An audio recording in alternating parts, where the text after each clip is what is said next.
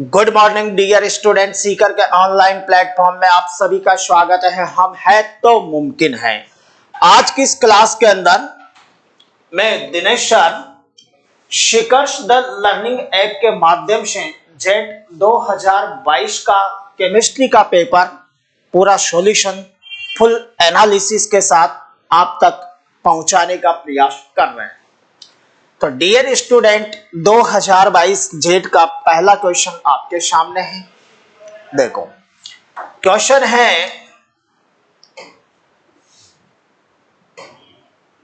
एक 5.6 litre gas HTP पर का वजन 8 ग्राम के बराबर है, तो गैस का वाष्प घनत्व क्या है?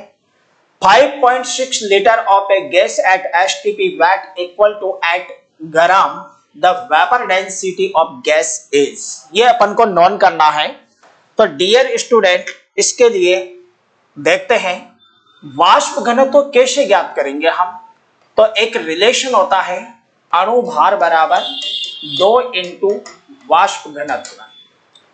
तो वाष्प घनत्व यानी कि vapour density equal molecular weight upon 2, ये हमारे सामने एक फॉर्मूला बन जाएगा। अब बात आती है मोलेक्युलर वेट कैसे नोन करें। तो इसके लिए आपको ध्यान से देखना है। देखो, 5.6 लीटर गैस है, इसका वेट 8 ग्राम के इक्वल बता रहा है। इसलिए 1 लीटर गैस का जो वेट होगा वो 8 अपॉन 5.6 होगा 100। 22.4 लीटर गैस का मास कितना हो जाएगा?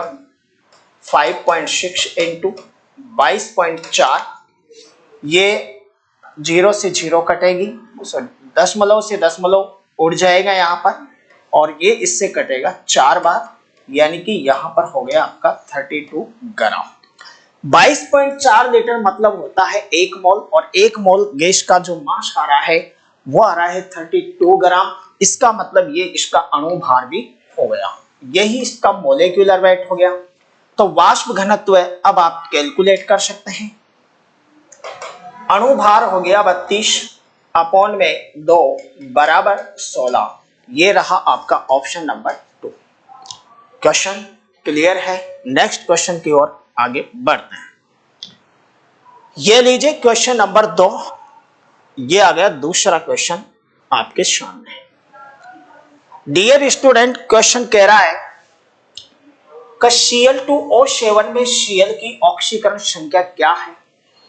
देखो, Cl2O7 है, माना कि क्लोरीन का ऑक्सीकरण अंक X है, 2 क्लोरीन है 2X हो जाएगा, 7 ऑक्सीजन 1 ऑक्सीजन का माइनस का 2, योग बराबर 0 होगा।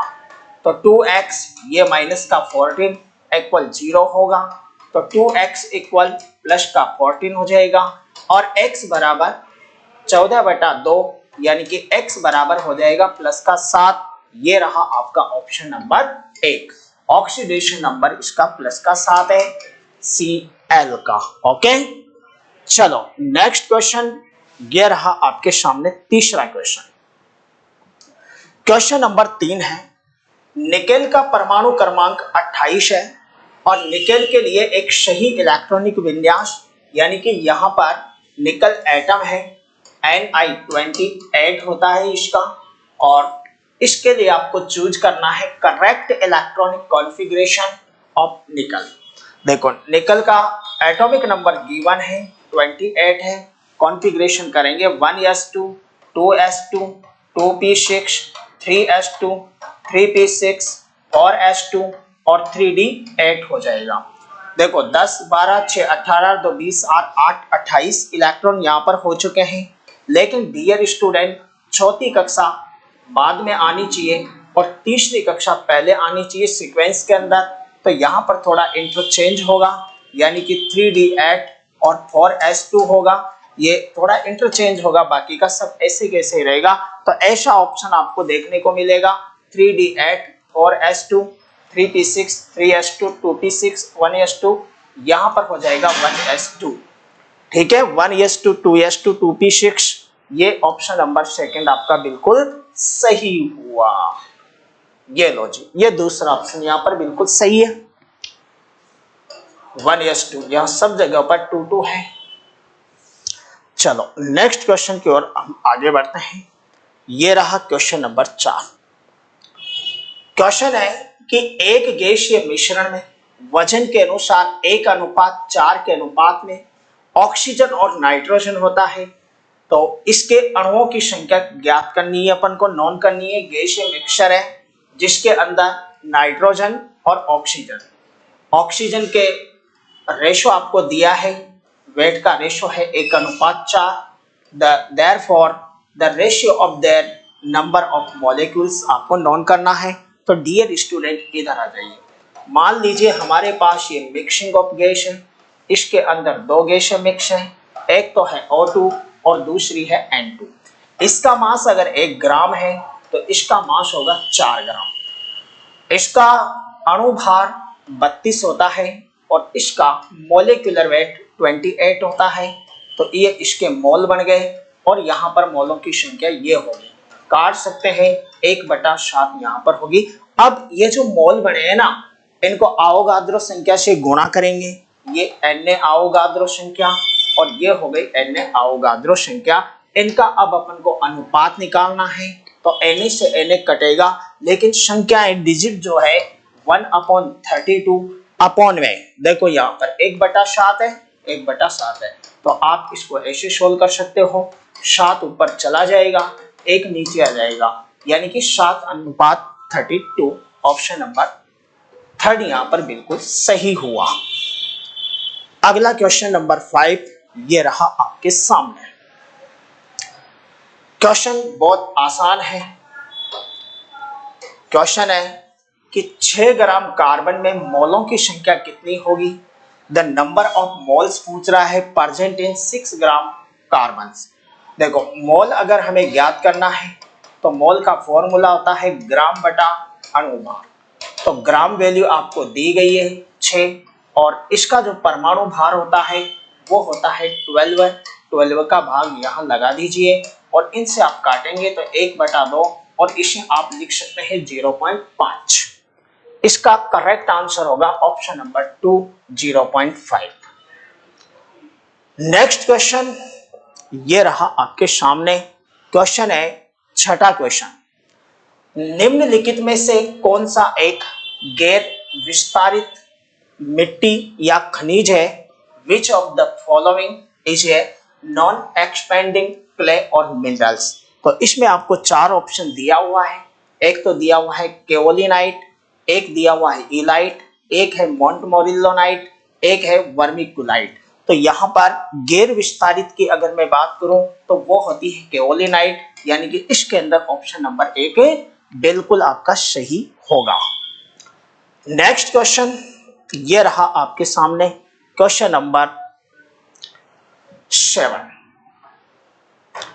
क्वेश्चन नंबर 7 क्या कह रहा है कि HCl में कार्बोनिल यौगिक का जुड़ना, HCl में कार्बोनिल यौगिक का जुड़ना किसका उदाहरण है। देखो इनको बोलते हैं अपन कार्बोनिल कंपाउंड और इस पर HCl का योग करवा रहा है, तो इससे क्या बनेगा वो देखते हैं। ये नेगेटिव पार्ट है, ये पॉजिटिव पार्ट हुआ, ये इसका पॉजिटिव है, ये इसका नेगेटिव है। इसको बोलते हैं नाभिक स्नेही, क्योंकि ये नेगेटिव है। नाभिक स्नेही को अंग्रेजी में क्या बोलते हैं, इसको बोलते हैं न्यूक्लियोफिलिक, ये इसको इंग्लिश में बोला जाता है। तो ये यहाँ पर जुड़ता है और हाइड्रोजन का एटम यहाँ पर जुड़ेगा, इससे एक प्रोडक्ट बनेगा जिसको बोला जाता है योगा उत्पाद साइनोहाइड्रिन। जो भी है एसिटाइल साइनोहाइड्रिन या एसीटोन साइनोहाइड्रिन, इस तरीके से एल्डिहाइड है तो उस हिसाब से नाम बोलना है और कीटोन है तो उस हिसाब से बोलना है। तो यहाँ पर एक ही उत्पाद बन रहा है, इसको बोलते हैं योगा उत्पाद। क्लियर हो गई बात। योगा उत्पाद ये डायरेक्ट योग से बन रहा है। किसके योग से, नाभिक स्नेही के योग से। तो यहाँ पर आपका जो सही आंसर होगा वो होगा न्यूक्लियोफिलिक जोड़, इसको बोलते हैं न्यूक्लियोफिलिक एडिशन रिएक्शन NAR, यानी कि ऑप्शन नंबर 3 यहाँ पर बिल्कुल सही होगा। चलिए नेक्स्ट क्वेश्चन ये रहा आपके सामने, ये लो जी। क्वेश्चन है भू प्रकृति में सर्वाधिक मात्रा में पाए जाने वाला तत्व कौन सा है। तो डियर स्टूडेंट, भू प्रकृति में सबसे ज्यादा मात्रा में पाया जाता है ऑक्सीजन, सिलिकॉन, एल्यूमिनियम, लोहा, ऑक्सीजन, सिलिकॉन, एल्यूमिनियम, आयरन। तो देखो यहाँ पर ऑक्सीजन सर्वाधिक मात्रा में पाया जाता है, इसके बाद आ जाता है आपका सीक्वेंस में सिलिकॉन, फिर होगा एल्यूमिनियम और फिर होगा आपका Fe। तो ये इसका क्रम होता है। उत्तर आपके सामने है, यानी कि यहाँ पर सही आंसर की अगर मैं बात करूं तो तत्व वह ऑक्सीजन है, लेकिन ये वाला जो तत्व है इसको अपन उपधातु भी बोलते हैं, मेटेलॉइड्स भी बोलते हैं, और ये जो आपके हैं दो एलिमेंट ये होती है धातुएं, और इसकी अगर मैं बात करूं तो इसे कहा जाता है अधातु। तो क्वेश्चन आ जाए कि कौन सी उपधातु सबसे ज्यादा होती है। तो उपधातु की बात करें तो सिलिकॉन बताना है, और मेटल की बात करें तो एल्यूमिनियम आपको बताना चाहिए। ओके, तो इसमें ना तो उपधातु पूछ रहा है, न धातु पूछ रहा है, न ही अधातु का नाम ले रहा है। तो यहाँ पर बोल रहा है सबसे ज्यादा मात्रा में कौन सा तत्व होगा, तो वह ऑक्सीजन होगा। अगला क्वेश्चन है क्वेश्चन नंबर 9, ये रहा आपके सामने। देखो क्वेश्चन है कि फास्फोरस की परमाणुकता क्या है। फास्फोरस के एक अणु के अंदर कितने परमाणु है, इसकी एटॉमिसिटी आपसे पूछी जा रही है। तो इसके लिए मैं आपको बताना चाहूंगा ऑक्सीजन O2 होती है, और ये होती है बच्चों द्विपरमाणविक गैस। द्विपरमाणविक गैस होती है। फास्फोरस का मॉलिक्यूल P4 के रूप में होता है। इसके अंदर होते हैं 4 परमाणु, यानी कि 4 एटॉमिक है ये। सल्फर की बात करें तो ये 6 और H8 के रूप में होती है। तो इसके अंदर एटॉमिसिटी की अगर मैं बात करूं तो एटॉमिसिटी यहाँ पर है आपको क्या मिलेगी, H8 के अंदर देखें तो 8 है, और H6 के अंदर देखें तो 6 है। नाइट्रोजन के अंदर चले तो नाइट्रोजन के पास 2 एटम है नाइट्रोजन के, इसलिए ये द्विपरमाणविक होगी, यानी कि बाई एटॉमिसिटी वाली है। तो हमारा उत्तर है फास्फोरस P4 होता है, अतः इसका सही आंसर होगा ये चतुपरमाणविक है, इसकी एटॉमिसिटी 4 हुई। अगला क्वेश्चन ये रहा आपके सामने। क्वेश्चन है निम्न यौगिक का IUPAC नाम लिखिए। यौगिक का देखो स्ट्रक्चर बनाते हैं यहाँ पर, ये Cl रहा, ये CH2 है, और ये है C डबल बॉन्ड O, और ये यहाँ पर आ गई ऑक्सीजन, और ये वापिस से आ गया C डबल बॉन्ड O, और ये हो गया आपका CH2, और ये हो गया आपका Cl। देखो इस साल्ट के अंदर क्या है, इसको क्या बोलेंगे आप, कैसे बनाइए, तो इसको मैं यहाँ पर एक्सप्लेन कर रहा हूँ। हमारे पास मान लीजिए ये कोई एसिटिक एसिड है, और ये CH3 और ये C डबल OH, ये एसिटिक एसिड है। अगर मैं इसे गर्म करूं, यहाँ पर निर्जली कारक पदार्थ जैसे H2SO4 आदि का इस्तेमाल करके इसे गर्म किया जाए, तो यहाँ से H2O रिमूव होता है, और H2O अगर रिमूव हो गया तो डियर स्टूडेंट यहाँ पर हमें कुछ इस तरीके का स्ट्रक्चर दिखाई देता है। ये यहाँ पर है ऑक्सीजन, और ये आ गया आपका C डबल बॉन्ड O, ये, और इधर आ गई वापिस से कार्बन की चेन, इसको बोलते हैं एनहाइड्राइड। किसका एनहाइड्राइड है ये एसिटिक अम्ल का एनहाइड्राइड है, या हम यूं कहें एथेनोइक अम्ल का एनहाइड्राइड है। तो इसके उत्तर में हमें थोड़ी हेल्प यहाँ पर मिलेगी। एथेनोइक एनहाइड्राइड, यही है ना एनहाइड्राइड का ये स्ट्रक्चर ऐसा ही होता है। तो ये एथेनोइक एनहाइड्राइड है, लेकिन ऐसा ऑप्शन आपको एक जगह और दिखाई दे रहा होगा, वो रहा ये रहा एथेनोइक एनहाइड्राइड। अब बात करते हैं ऑप्शन 2 है, 2 में से कोई एक ही सही है, दोनों तो सही होने से रहे। तो डियर स्टूडेंट यहाँ पर देखो इस कार्बन पर जोड़ रखी है एक क्लोरीन, हाइड्रोजन कम हो जाएगी, एक यहाँ पर जोड़ेगा हाइड्रोजन कम होगा। देखो दोनों क्लोरीन सेम पोजीशन के ऊपर है, यहाँ पर विष का इस्तेमाल किया जाएगा, 2 हो तो विष, 3 हो तो ट्रिस, और 4 हो तो टेट्राकिश। तो डियर स्टूडेंट यहाँ पर हमारे पास विष की पोजीशन है, तो ये विष इसमें भी आ रहा है और विष इसमें भी आ रहा है, लेकिन विष का मतलब ही 2 होता है, इसलिए डाइक्लोरो लगाने की आवश्यकता नहीं है, और आपका करेक्ट आंसर हुआ पहला।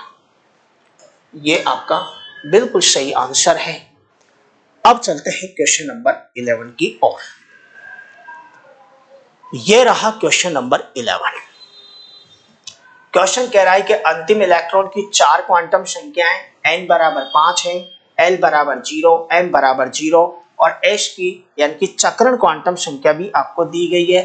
For quantum number of the last electron are n equal 5, l equal 0 और m इक्वल 0 है, h इक्वल 0 है। द एलिमेंट बिलोंग कहां से करता है? तो डियर स्टूडेंट, आपको मैं बताना चाहूंगा वह तत्व जिसका अंतिम इलेक्ट्रॉन S उपकोश में भरा जाता है या S कक्षक में भरा जाता है उसे S ब्लॉक के अंदर रखा जाता है। जिस तत्व का अंतिम इलेक्ट्रॉन फाइनल इलेक्ट्रॉन यानी कि लास्ट इलेक्ट्रॉन P में भरा जाएगा उसको P ब्लॉक में रखा जाता है और जिसका फाइनल इलेक्ट्रॉन D में जाता है उसे D ब्लॉक के अंदर रखा जाता है और लास्ट इलेक्ट्रॉन f ऑर्बिटल्स के अंदर अगर भरा जाता है तो वो एलिमेंट आपको मिलेगा f ब्लॉक के अंदर। अब आइडेंटिफाई करते हैं यहाँ पर, देखो n इक्वल है 5, l बराबर 0 यानी कि ऑर्बिटल हो जाएगा h। अब m की वैल्यू तो s के लिए 0 ही होनी है और h की वैल्यू है यहाँ पर 1 प्लस की 1/2 यानी कि इसके अंदर एक इलेक्ट्रॉन है। तो हम कह सकते हैं कि लास्ट इलेक्ट्रॉन h ऑर्बिटल के अंदर भरा गया है। तो यहीं से इस चीज का डिसीजन हमें हो गया था। इसका सही आंसर होगा ऑप्शन नंबर 1 यानी कि एच ब्लॉक इसका करेक्ट आंसर हुआ। अगला क्वेश्चन ये रहा आपके सामने, क्वेश्चन नंबर 12। ये रहा क्वेश्चन नंबर 12, यहां पर इसको कर देते हैं। देखो क्वेश्चन है कि विद्युत ऋणता इलेक्ट्रॉन नेगेटिविटी का क्रम बताना है। आपको कैसा क्रम बताना है? सही क्रम बताना है। बढ़ता भी नहीं पूछ रहा है, घटता भी नहीं पूछ रहा है, जो हो सही होना चाहिए। देखो सर्वाधिक विद्युत ऋणी तत्व ये होते हैं FON, इनको ऐसे याद रखना। तो इधर जाओगे तो विद्युत ऋणता में क्या आ रही है? कमी आ रही है। और वैसे भी लेफ्ट टू राइट जाने पर इलेक्ट्रॉन नेगेटिविटी बढ़ती है बच्चों। अगर मैं आवर्त सारणी के आवर्त में चलूं तो, और अप से डाउन आए, अप से डाउन आए वर्ग के अंदर, है ना, वर्ग के अंदर अप से डाउन आए तो यहाँ पर विद्युत ऋणता के मानों में कमी आती है। यानी कि हमें सर्वाधिक विद्युत ऋण तत्व पी ब्लॉक के अंदर लास्ट वाले वर्ग के अंदर मिलेंगे। सबसे कम विद्युत ऋणी तत्व हमें एस ब्लॉक के अंदर मिलेंगे फर्स्ट डे में, और उसमें भी नीचे मिलेंगे यानी कि सीजियम होगा। तो सर्वाधिक विद्युत ऋणता वाला तत्व अगर हम आवर्त सारणी के अंदर देखें तो फ्लोरीन होता है। तो इसका मतलब फ्लोरीन तो आपका टॉप पर होना ही चाहिए। ऐसे दो ऑप्शन यहाँ पर है। अब इसके बाद आता है क्लोरीन और ये ब्रोमीन। देखो ऑक्सीजन सेकंड विद्युत ऋणी है तो ये रहा आपका सेकंड नंबर पर। अब बात करते हैं क्लोरीन और ब्रोमीन की। तो ये क्लोरीन, ब्रोमीन और ये आयोडीन और ये फ्लोरीन। वैसे भी वर्ग में नीचे आने पर विद्युत ऋणता के मानों में कमी आती है। तो ब्रोमीन की विद्युत ऋणता कम होगी और क्लोरीन की विद्युत ऋणता ज्यादा होगी। यानी कि फाइनली आपका करेक्ट आंसर की अगर मैं बात करूं तो सेकंड ऑप्शन यहाँ पर बिल्कुल सही दिखाई देता है।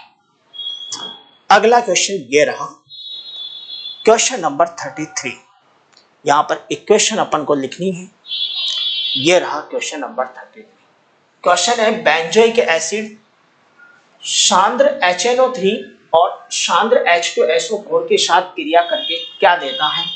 Benzoic acid react with concentrate HNO3, यहाँ पर H है, K नहीं है, HNO3 and concentrate H2SO4 to give us. देखो ये होता है हमारे पास बेंजोइक एसिड, इसको बोलते हैं बेंजोइक एसिड। इसकी अभिक्रिया कंसंट्रेट HNO3 के साथ करवा रहा है ये, HNO3 के साथ परजेंस किसकी? कंसंट्रेट H2SO4 की। तो इस कंडीशन में हमें यह देखना है कि इस अभिक्रिया को नाइट्रेशन कहा जाता है। नाइट्रेशन या नाइट्रीकरण इसे कहा जाता है, नाइट्रीकरण। ओके डियर स्टूडेंट, इसे नाइट्रीकरण कहा जाता है, नो डाउट। अब ध्यान दो, इस अभिक्रिया में एक्टिव जो स्पीशीज होती है, क्रियाकारी स्पीशीज की अगर मैं बात करूं तो वो होती है NO2 पॉजिटिव। और इस समूह की अगर बात करूं तो ये होता है मेटा डायरेक्टिंग या मेटा निर्देशी समूह होता है। ठीक है ना, मेटा निर्देशी समूह है। और पोजीशन अगर देखें तो इसको ऑर्थो बोलते हैं, इस कंडीशन को मेटा बोलते हैं, इसको भी मेटा ही बोलते हैं और इसको बोलते हैं पैरा। अब देखो जहां पर परमाणु जुड़ा है उसको 1 number, 2 number, 3 number, 4 number, 5 number और ये 6 नंबर। तो 2 और 6 इस जगह को ऑर्थो बोलते हैं, 3 और 5 इस जगह को मेटा बोलते हैं और 4 नंबर की पोजीशन को पैरा बोलते हैं। और ये भाई है COOH, ये होता है मेटा निर्देशी, यानी कि मेटा पर अपना इलेक्ट्रॉनों का घनत्व ज्यादा बढ़ाता है। इस कंडीशन में आपका जो पॉजिटिव स्पीशीज है वो यहाँ आकर के जुड़ने वाला है। जब ये यहाँ आकर के जुड़ेगा NO2 तो डियर स्टूडेंट आपको ये साल्ट प्राप्त होगा और इसका नाम अगर देखा जाए तो मेटा नाइट्रो बेंजोइक एसिड होगा। ये रहा Meta nitro benzoic acid. Option number 3 यहाँ पर बिल्कुल सही रहा। चलो अगले क्वेश्चन के पास चलते हैं। ये रहा क्वेश्चन नंबर 14। निम्नलिखित जीव में से कौन सा मिट्टी में उच्चतम बायोमास देता है? सर्वाधिक biomass, highest biomass of soil वो देता है डियर स्टूडेंट कवक। तो यहां पर सही आंसर आपको मिल जाएगा कवक। अगला क्वेश्चन ये रहा क्वेश्चन नंबर नेक्स्ट। इसको थोड़ा ले लेते हैं यहां तक। ये लो देखो क्वेश्चन है, आपको एक रिएक्शन गिवन है, इस रिएक्शन में थोड़ी यहाँ पर मिस्टेक है तो वो भी हम आपको भी बताते हैं क्या मिस्टेक टाइपिंग में दिखाई दे रही है। तो CH3 CH2 और Na प्लस इसकी अभिक्रिया करवा रहा है एथिल ब्रोमाइड के साथ। एथिल ब्रोमाइड के साथ रिएक्शन होगी प्यारे बच्चों, यहां से NaBr बाहर निकलेगा। ये NaBr यहां से रिमूव कर दिया गया है। अब बच क्या गया CH3 CH2O और CH2 CH3। तो ये आपका यहां पर बन रहा है, इसको ईथर बोलेंगे और इसका नाम एथोक्सी एथेन है। क्या नाम इसका? इसका नाम भी मैं यहां पर लिख देता हूं, इसका नाम है एथोक्सी एथेन। ये इसका IUPAC नाम है एथोक्सी एथेन। तो इस अभिक्रिया को बोला जाता है विलियमसन संश्लेषण अभिक्रिया, विलियमसन संश्लेषण अभिक्रिया। और ये रहा आपके ऑप्शन नंबर 3 के अंदर। फ्रैंकलैंड अभिक्रिया में R2Zn बनता है ना, जिंक के साथ होते हैं। और अभिक्रिया सोडियम के साथ होती है एल्किल हैलाइड की 2 मोल के साथ। केनिजारो अभिक्रिया होती है फॉर्मल्डिहाइड के साथ जिसके पास अल्फा हाइड्रोजन नहीं होता है। तो यहाँ पर करेक्ट आंसर आपका तीसरा होगा, Williamson synthesis reaction correct answer है। अगला क्वेश्चन ये रहा आपके सामने क्वेश्चन नंबर 16। ये लीजिए क्वेश्चन नंबर 16। क्वेश्चन है n बराबर 2 l बराबर 1 के साथ ऑर्बिटल में फिट होने वाले इलेक्ट्रॉनों की अधिकतम संख्या कितनी होगी? देखो n बराबर 2 है यानी कि दूसरी कक्षा है, l बराबर 1 है यानी कि p आपका कक्षक है।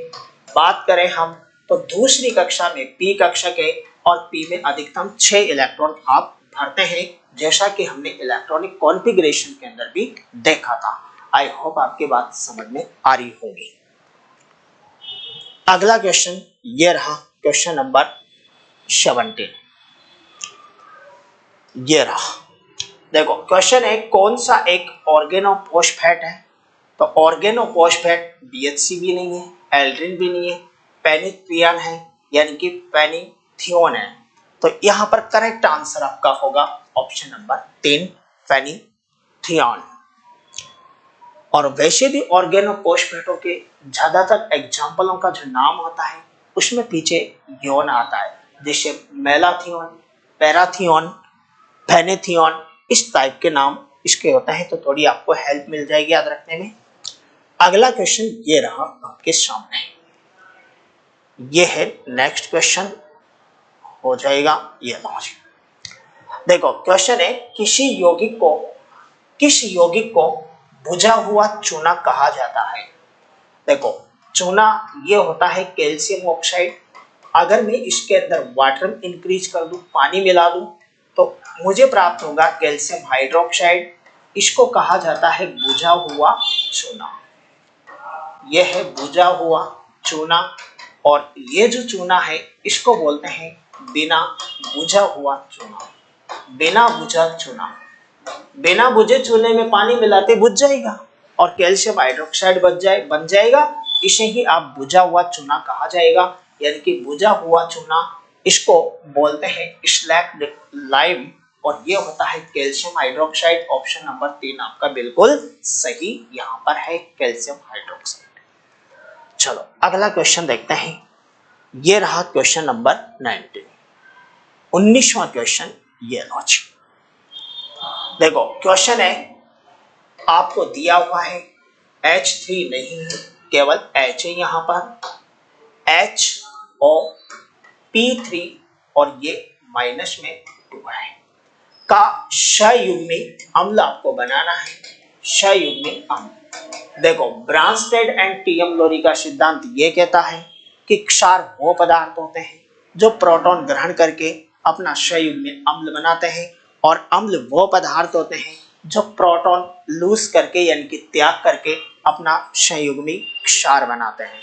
यानी कि अम्लों का संयुग्मी क्षार होता है और क्षारों का संयुग्मी अम्ल होता है। तो आपसे इसका क्या पूछ रहा है, संयुग्मी अम्ल पूछ रहा है। तो संयुग्मी अम्ल कब बनेगा डियर स्टूडेंट, जब ये क्षार होगा। क्षार होना चाहिए, और क्षार क्या काम करेगा, प्रोटॉन ग्रहण करेगा। प्रोटॉन ग्रहण करेगा तो यहाँ पर 2 हो जाएंगे, एक ऑक्सीजन है P3 है, चार्ज में कमी आ जाएगी, यहाँ पर केवल माइनस बचेगा, यानी कि इसका सही सूत्र हो जाएगा H2O P3 और ये माइनस का।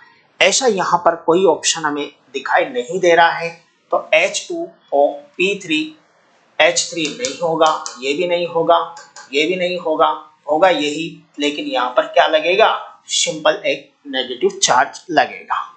ओके, तो यहाँ पर एक नेगेटिव चार्ज लगा देते हैं। अब ये ऑप्शन आपका बिल्कुल सही हुआ। नेक्स्ट क्वेश्चन है, ये रहा क्वेश्चन नंबर 20। देखो, निम्नलिखित में से कौन सी रेडॉक्स प्रतिक्रिया नहीं है, इनमें कौन सी अभिक्रिया है जो रेडॉक्स अभिक्रिया नहीं है। तो प्यारे बच्चों, यहाँ पर रेडॉक्स अभिक्रिया की अगर मैं बात करूं तो देखो, इस अभिक्रिया में +2 है, +4 है, और यहाँ पर ऑक्सीडेशन नंबर माइनस का 2 है, ये प्लस का 2 है, माइनस का 2 है, प्लस का 4 है, और यहाँ पर माइनस का 2 है। तो डियर स्टूडेंट, इस रिएक्शन में कैल्शियम +2 है, पहले भी +2 था, अब भी +2 है। कार्बन की भी ऑक्सीडेशन में कोई चेंज नहीं है, ऑक्सीजन के भी ऑक्सीडेशन में कोई चेंज नहीं है, यानी कि यहाँ पर ऑक्सीकरण प्लस रिडक्शन दोनों एक साथ होने वाली जैसी कोई घटना दिखाई नहीं दे रही है, यानी कि ये रेडॉक्स अभिक्रिया का एग्जाम्पल नहीं होगा। अब आगे हम थोड़ा चेक कर लेते हैं। देखो, इस अभिक्रिया के अंदर +3 है, यहाँ पर प्लस का 2 है Mn का, और इसका 0 है। +3 से +2 में कब गया होगा, जब इसने एक इलेक्ट्रॉन ग्रहण किया होगा। एक इलेक्ट्रॉन अगर Mn ग्रहण करता है तो हम कहेंगे इसका हुआ अपचय।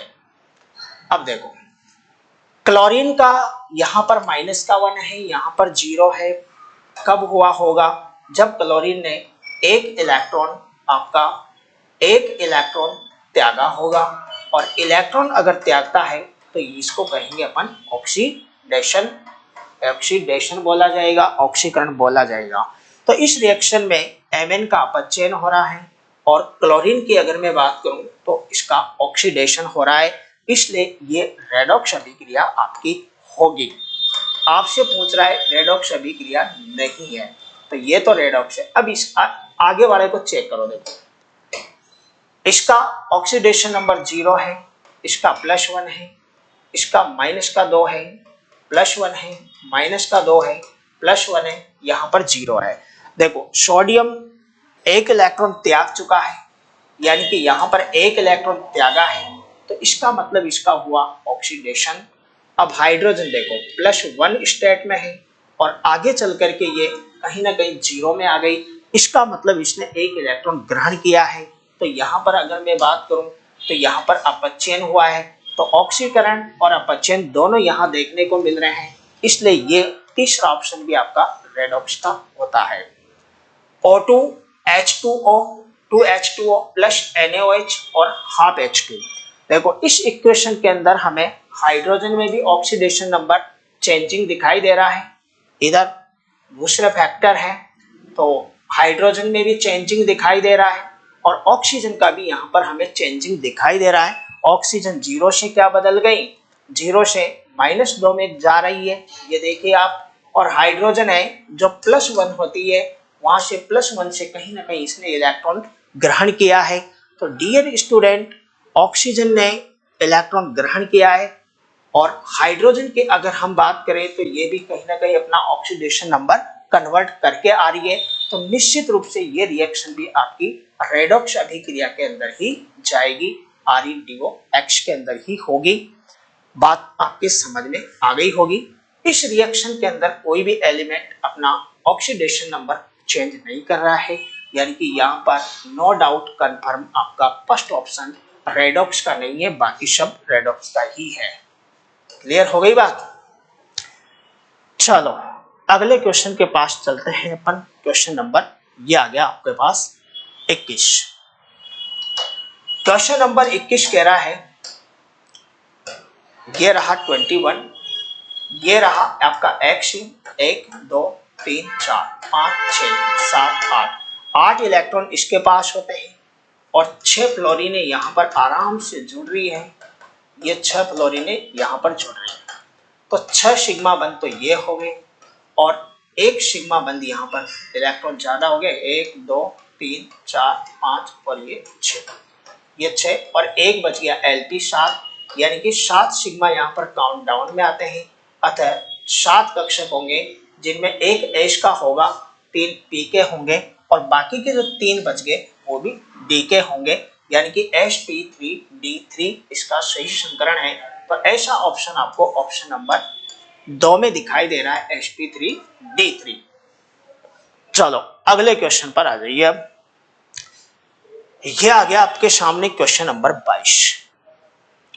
ये लो जी, क्वेश्चन है, फेरिक क्लोराइड जोड़ने पर ताजा अवक्षेपित फेरिक हाइड्रोक्साइड का कोलाइडल अवस्था में रूपांतरण, conversion of freshly precipitation ferric hydroxide back to colloidal state on adding ferric chloride is an example of.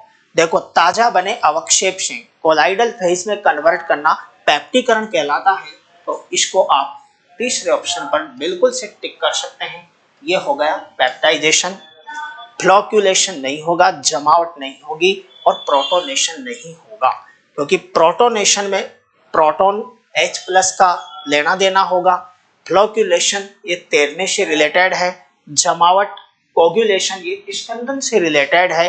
तो ये तो कट ही गए, और पेप्टाइजेशन बिल्कुल ताजा बने अवक्षेप के माध्यम से कोलाइडिशोल प्राप्त करने की विधि होती है। ठीक है, इसलिए इसका करेक्ट आंसर होगा तीसरा, पेप्टिकरण। अगला क्वेश्चन है, ये रहा क्वेश्चन नंबर 23। देखो एक ऐसी मिट्टी जिसका पीएच का मान 8.5 से कम है, ESP 15 से कम है, EC 4 डेसिसाइमन से ज्यादा है, तो 25 डिग्री संतृप्त अवस्था में है, तो इसको सलाइन सोल्ट बोला जाता है। तो ये कुछ कंडीशंस होती है, इन्हें आपको ध्यान में रखना चाहिए। सलाइन यानी कि लवणीय मृदा इसे कहा जाता है। तो जल्दबाजी में लवणीय क्षारीय मृदा मत कर देना आप, है ना, ये गलत हो जाएगा। तो इसको बोलेंगे अपन लवणीय सॉइल या सलाइन। ओके, अगला क्वेश्चन ये रहा आपके सामने, क्वेश्चन नंबर 24। देखो क्वेश्चन है, निम्नलिखित विकल्पों में से कौन सा सबसे प्रबल अम्ल है? सबसे प्रबल अम्ल, स्ट्रॉन्ग एसिड। अब ध्यान दो इधर, देखो फ्लोरीन, क्लोरीन, ब्रोमीन, ये -I प्रभाव शो करते हैं। CH3, CH2 कार्बन की चेन है ये बन गया आपका 2 डिग्री और ये हो गया 3 डिग्री। ये कार्बन की चेन है प्यारे बच्चों, ये लो जी। ये प्लस आई प्रभाव शो करता है। प्लस आई प्रभाव में इलेक्ट्रॉनों को धकेलने वाले ग्रुपों को इंक्लूड किया गया है। माइनस आई प्रभाव में इलेक्ट्रॉनों को अपनी ओर खींचने वाले समूह को ऐड किया गया है। अब बात आती है कार्बोक्सिलिक अम्ल की, तो यह है COOH और ये रहा OH। देखो यहां पर ये कार्बन आपका है, यहां पर या तो प्लस आई समूह जोड़ा जाए या माइनस आई प्रभाव जोड़ा जाए।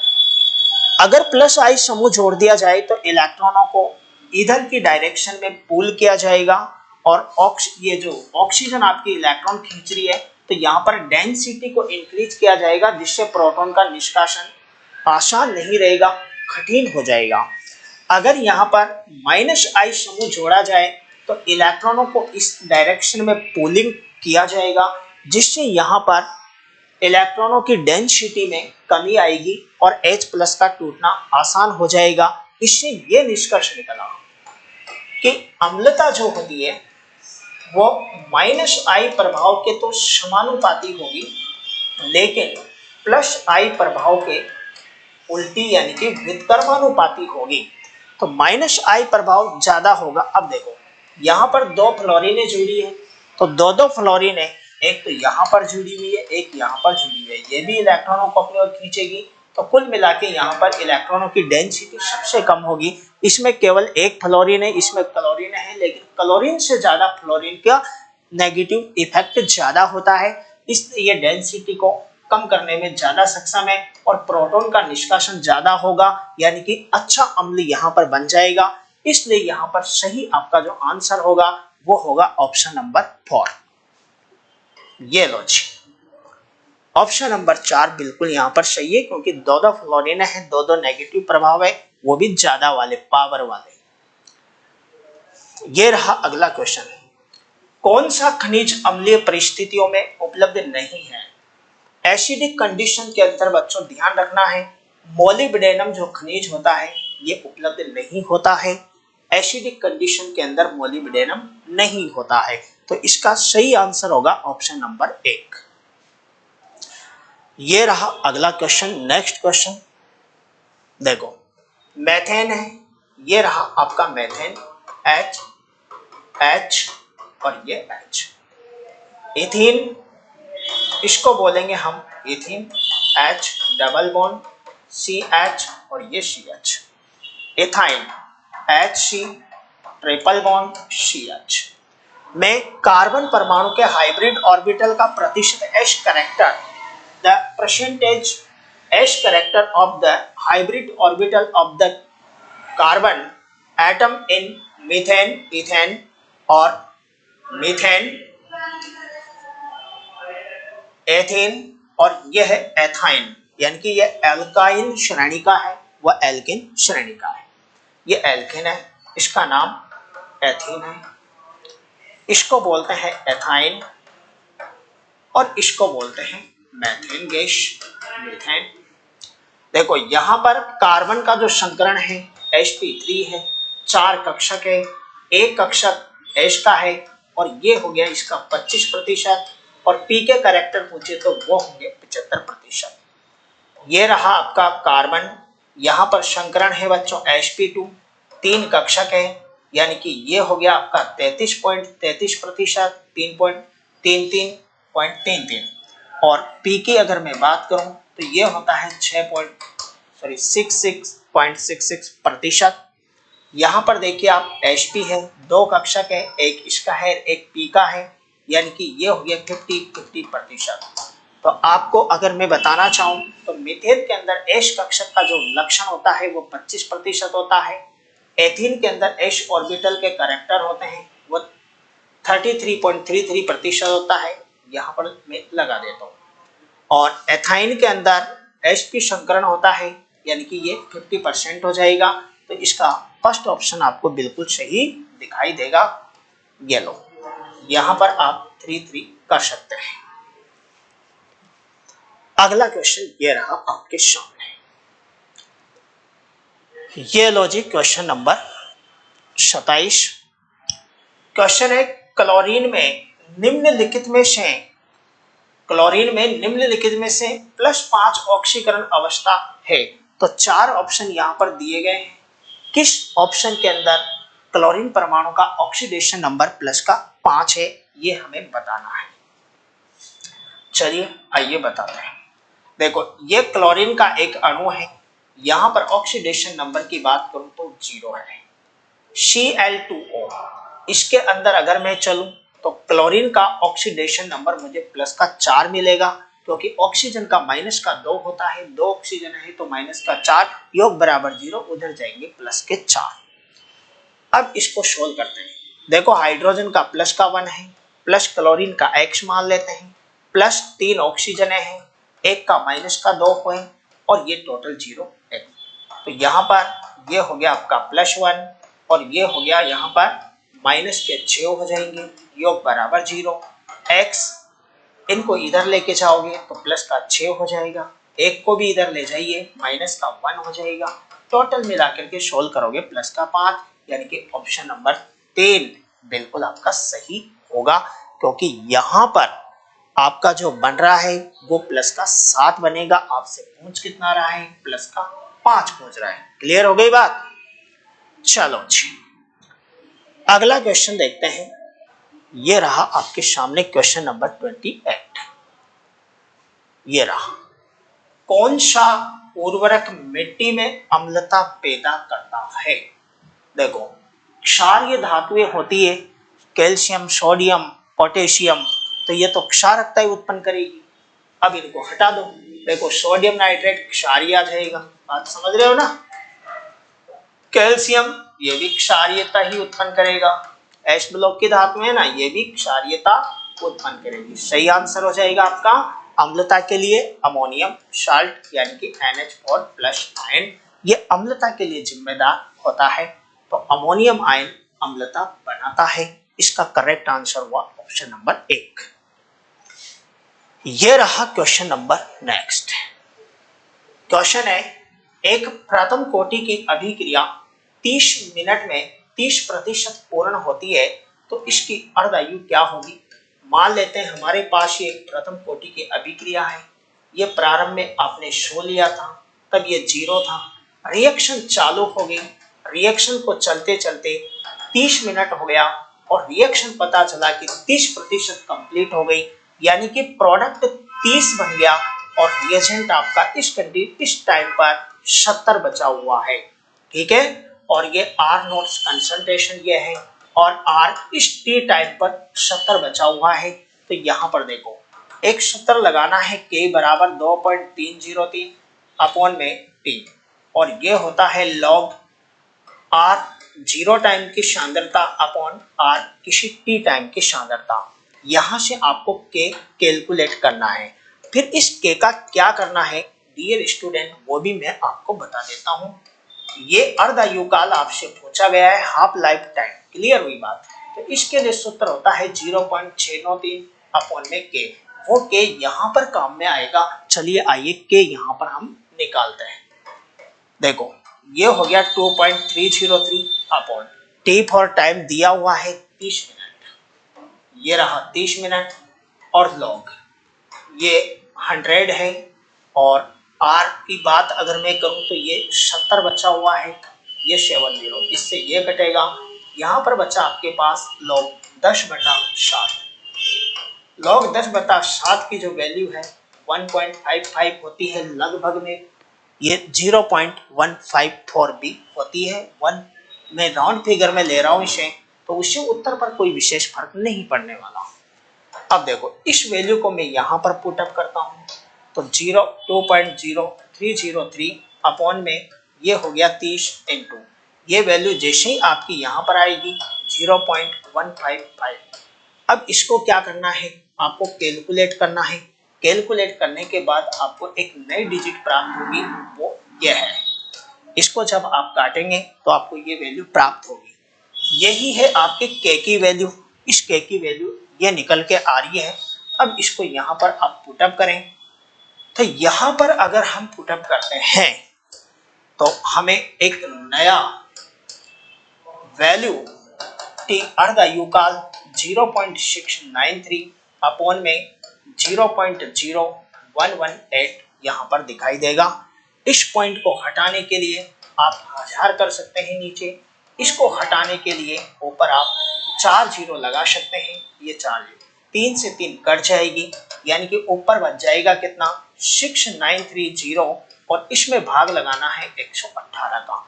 तो देखो 118 का भाग लगाओ 693 में, तो निश्चित रूप से ये 5 बार जाएगा और 5 बार जाने पर ये 590 बन जाएगा। अब यहीं से आप, क्योंकि आप ऑब्जेक्टिव क्वेश्चन कर रहे हो ना, तो यहीं पर आप अपना आइडिया लगा सकते हैं कौन सा आंसर 5 से चालू ये रहा, तो यही आपका सही आंसर होगा। आगे डिवाइड करोगे तो आपको वो भी मिल जाएगा, 58 भी मिल जाएंगे, आगे जो भी डेटा होंगे वो भी आपको दिख जाएंगे। करेक्ट हुआ, तो ऐसे भी आप अपना समय बचा सकते हैं। चलो आगे आ जाओ। ये रहा आपका नेक्स्ट क्वेश्चन।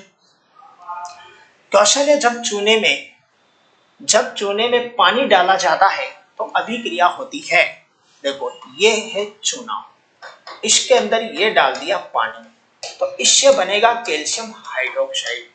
डियर स्टूडेंट, इस कंडीशन में तेजी से ऊष्मा बाहर निकलती है, तेजी से ऊष्मा दी जाती है किसको, वातावरण को। और ऐसी अभिक्रिया जिसमें ऊष्मा दी जाती है रिएक्शन के दौरान, उसको कहा जाता है ऊष्माक्षेपी, यानी कि एक्सोथर्मिक। और रिएक्शन जिसमें ऊष्मा ली जाती है उसे कहा जाता है एंडोथर्मिक। तो ये अभिक्रिया होगी आपकी ऊष्माक्षेपी। ऑप्शन नंबर 3 बिल्कुल सही आंसर है। चलो आ जाओ नेक्स्ट क्वेश्चन पर। यह रहा आपका नेक्स्ट क्वेश्चन। देखो निम्नलिखित यौगिकों में से जिसका द्विध्रुव आघूर्ण सबसे अधिक है वह कौन सा है? Among the following compound the one which has highest dipole momentum. देखो ऐसे साल्टों के अंदर हमें क्या देखना होता है, सिमेट्री देखनी होती है, कार्बन परमाणु को देखना होता है। जैसे हम इस कार्बन की बात करें, इस कार्बन की बात करें, इसकी बात करें, इसकी बात करें, यहाँ पर भी सारे के अपन को देखने होंगे। ये इस तरीके से पोलैरिटी देखनी होती है, किधर इलेक्ट्रोनेगेटिविटी ज्यादा हो रही है और किधर इलेक्ट्रोनेगेटिविटी कम हो रही है। तो देखो यहाँ पर अगर मैं देखूं तो इस कंडीशन के अंदर देखो सेम स्ट्रक्चर यहाँ पर दिखाई दे रहा है, यहाँ पर थोड़ा सा आपको अंतर दिखाई दे रहा है। एक तो ये वाला कार्बन है, इसको देखो ये डबल बॉन्ड से इधर भी जुड़ा हुआ है और यहाँ पर भी डबल बॉन्ड से जुड़ा हुआ है। तो ऐसी कंडीशन में इस कार्बन का संकरण आपको Sp मिलेगा, यानी कि Sp के कंडीशन में विद्युत ऋणता ज्यादा हो जाती है और विद्युत ऋणता अगर ज्यादा होती है तो द्विध्रुव आघूर्ण के मानों में भी वृद्धि होती है। तो ऐसा ही सीन यहाँ पर भी होगा, लेकिन ऐसा सीन यहाँ पर नहीं होगा क्योंकि ये sp2 हाइब्रिड में है, ये सारे के सारे sp2 है, sp2 है, sp2 है, sp2 है, यानी कि यहाँ पर सममिति बहुत ज्यादा है, इसलिए यहाँ पर डाइपोल मोमेंट कम होगा। और यहाँ पर सममिति कम है और कार्बन का संकरण भी थोड़ा अलग है, यहाँ पर भी संकरण आपको sp2 मिलेगा, sp2 मिलेगा, यहाँ पर भी sp2 है और यहाँ पर भी sp2 है, sp2 है। ठीक है बच्चों, तो ऐसी कंडीशन के अंदर अब देखो इसका जो पड़ोसी कार्बन है वो ये रहा, इसका पड़ोसी कार्बन ये रहा, sp3 है और sp3 की कंडीशन में विद्युत ऋणता क्या होती है, कम होती है। sp3 की कम होती है, sp2 की ज्यादा होती है और sp की विद्युत ऋणता और ज्यादा होती है।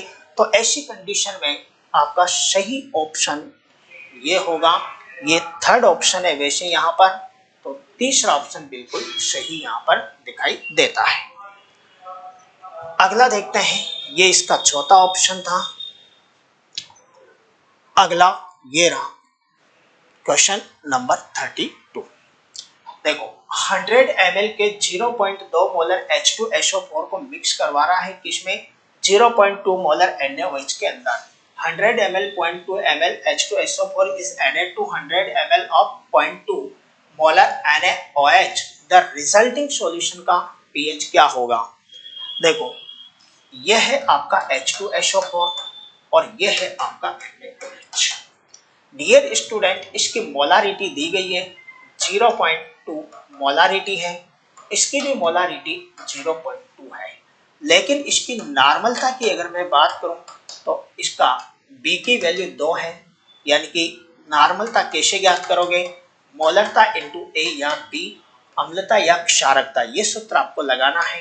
तो 0.2 इंटू B की वैल्यू यहाँ पर 2 है, यानी कि इसकी नॉर्मलिटी की बात करूँ तो 0.4 नॉर्मल होगा। इसकी नॉर्मलिटी की अगर मैं बात करें तो मोलारिटी 1 है इंटू इसके लिए OH ग्रुप की 1 है, तो 1 से गुणा कर दीजिए, यानी कि यहाँ पर इसकी एसिडिटी 1 होगी, अम्लता 1 होगी, तो यहाँ पर नॉर्मलता इस तरीके से आपको निकल के प्राप्त हो जाएगी ये। अब वॉल्यूम की बात करते हैं। देखो ये है इसकी नॉर्मलिटी, ये है इसकी नॉर्मलिटी, ठीक है। अब वॉल्यूम आपको दिया हुआ है कितना?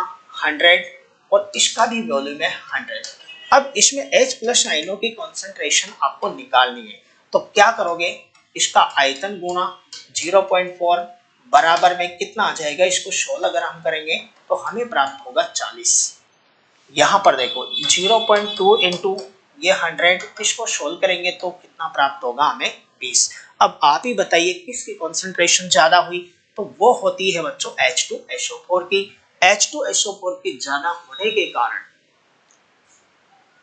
अम्लीय गुण भी आपके सॉल्यूशन के अंदर बनेंगे, यानी कि टोटल मिलाकर के दोनों को जब मिक्स करेंगे तो प्रॉपर्टी में नेचर उसी का आएगा जो ज्यादा होगा, और ज्यादा मात्रा किसकी आ रही है? H2SO4 की आ रही है, यानी कि सही आंसर इसका 1 हुआ, एसिडिक नेचर होगा। चलो अगले क्वेश्चन पर चलते हैं। ये रहा क्वेश्चन नंबर 33। देखो क्वेश्चन है, एल्यूमिनियम क्लोराइड की उपस्थिति में मिथाइल क्लोराइड के साथ बेंजीन की प्रतिक्रिया देता है। यह होता है बच्चों बेंजीन, और इसकी अभिक्रिया करवा रहा है मिथाइल क्लोराइड के साथ, किसकी उपस्थिति में? निर्जल एल्यूमिनियम की क्लोराइड की उपस्थिति में। आपको जानकारी के लिए बता देता हूं बच्चों, इस अभिक्रिया का नाम है फ्रीडेल क्राफ्ट अभिक्रिया। Friedel craft. अब फ्रीडेल क्राफ्ट में भी दो रिएक्शन होती है, एक तो होती है एल्किलीकरण और एक होती है एसिडीकरण। तो एल्किल क्लोराइड के साथ हो रही है, इसलिए इसका नाम होगा फ्रीडेल क्राफ्ट एल्किलीकरण। फ्रीडेल क्राफ्ट एल्किलीकरण। ऐसी स्थिति के अंदर स्पीशीज जो होती है क्रियाकारी वो होगा R, यानी कि कार्बन की चेन होती है जो क्लोरीन परमाणु से जुड़ी रहती है। यहाँ से बॉन्ड ब्रेक होगा, CH3 पॉजिटिव यहाँ पर कार्बोधनाइन बनेगा, यही आपकी एक्टिव स्पीशीज होती है, एक्टिव स्पीशीज होती है। अब देखो निर्जल AlCl3 की उपस्थिति में होती है, तो यह बेंजीन के साथ जुड़ जाएगी, जहां पर इलेक्ट्रॉनों की डेंसिटी ज्यादा होगी क्योंकि नेगेटिव है। तो अनुनाद के दौरान इसके अंदर बॉन्ड होते हैं ना, तो घूमते रहते हैं। अनुनाद के दौरान जहां पर इसको नेगेटिविटी ज्यादा मिलेगी वहीं आकर के ये जुड़ जाएगा। अब ये यहाँ जुड़े तो ठीक, यहाँ जुड़े तो ठीक, कहीं पे भी जुड़े इसका नाम एक ही रहेगा, मेथिल बेंजीन, या फिर इसको बोलेंगे टोलुएन। तो इसका सही आंसर आपको ऑप्शन नंबर 4 के अंदर आपको दिखाई दे रहा है, टोलुएन बिल्कुल करेक्ट आंसर होगा।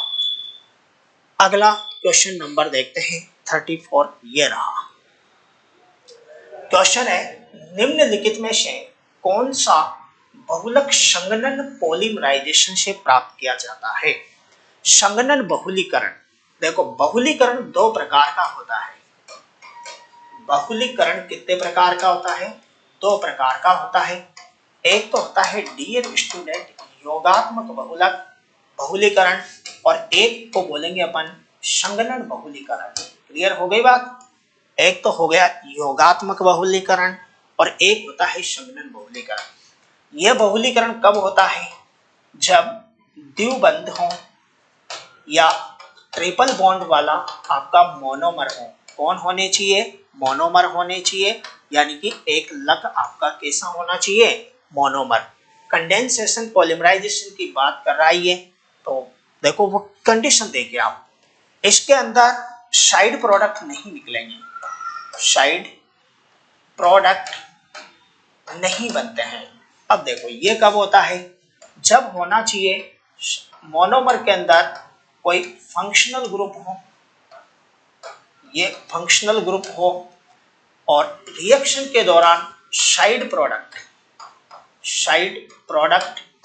कैसे, साइड प्रोडक्ट जैसे H2O डॉट डॉट ETC यहाँ पर त्यागे जाए, तो इसको बोलते हैं कंडेंसेशन। अब यहाँ पर देखिए आप, पीवीसी पॉलीवाइनिल क्लोराइड की है, यानी कि वाइनिल क्लोराइड डबल बॉन्ड वाला होता है, इसलिए ये तो आपका होगा नहीं, ये योगात्मक बहुलक का एग्जाम्पल होगा। पॉलीएथीन, ये एथीन का बहुलक है, CH2 डबल बॉन्ड CH2 ये एथीन है, इसका बहुलक है, इसलिए ये भी योगात्मक। पॉलीस्टाइरीन, इसमें भी नहीं होगा क्योंकि इसमें भी CN ग्रुप होगा, इसलिए ये भी नहीं होगा। और नायलॉन 66, हाँ ये बिल्कुल सही है, संघनन बहुलक का, क्योंकि नायलॉन 66 की दो इकाइयां होती है, एक का नाम होता है बच्चों hexamethylene diamine, hexamethylene diamine, hexamethylene यानी कि CH2 ये 6 और NH2 इसको बोलते हैं हेक्सामेथिलीन डाइएमीन। दूसरी होती है बच्चों एडिपिक अम्ल, एडिपिक अम्ल, एडिपिक एसिड के अंदर मैं बात करूं, एडिपिक अम्ल है यहाँ पर, तो इसमें CH2 4 कार्बन होते हैं, C+H, इसलिए इसके अंदर 6 कार्बन वाला हेक्सामेथिलीन डाइएमीन है और एक है 6 कार्बन वाला एडिपिक अम्ल। दोनों को मिक्स करेंगे तो जो हमें साल्ट प्राप्त होगा या बहुलक प्राप्त होगा, उसके अंदर निश्चित रूप से साइड प्रोडक्ट तो यहाँ से जल के रूप में बाहर निकलेगा और नायलॉन 6 हमें प्राप्त होगा, इसलिए इसका करेक्ट आंसर हुआ नायलॉन 66, ऑप्शन नंबर 4। अगला क्वेश्चन ये रहा आपके सामने, देखो क्वेश्चन है, निकल को परिष्कृत करने के लिए मॉन्ड प्रक्रिया में कौन सी गैस काम में ली जाती है? मॉन्ड प्रोसेस फॉर रिफाइनिंग निकल, विच गैस इज यूज्ड? देखो मॉन्ड प्रोसेस के अंदर 4 मोल कार्बन ऑक्साइड काम में ली जाती है, जिसे NiCO4 बनता है, इस तरीके का।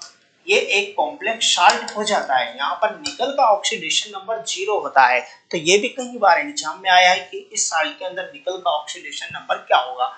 अब इसको वापस से गर्म किया जाता है उचित कंडीशन के अंदर, तो आपको रिफाइंड निकल धातु प्राप्त होगी। तो इस इक्वेशन को देख के आपको पता लग रहा होगा कि ऑप्शन नंबर 2 ही इसका बिल्कुल सही आंसर है, कार्बन मोनोऑक्साइड।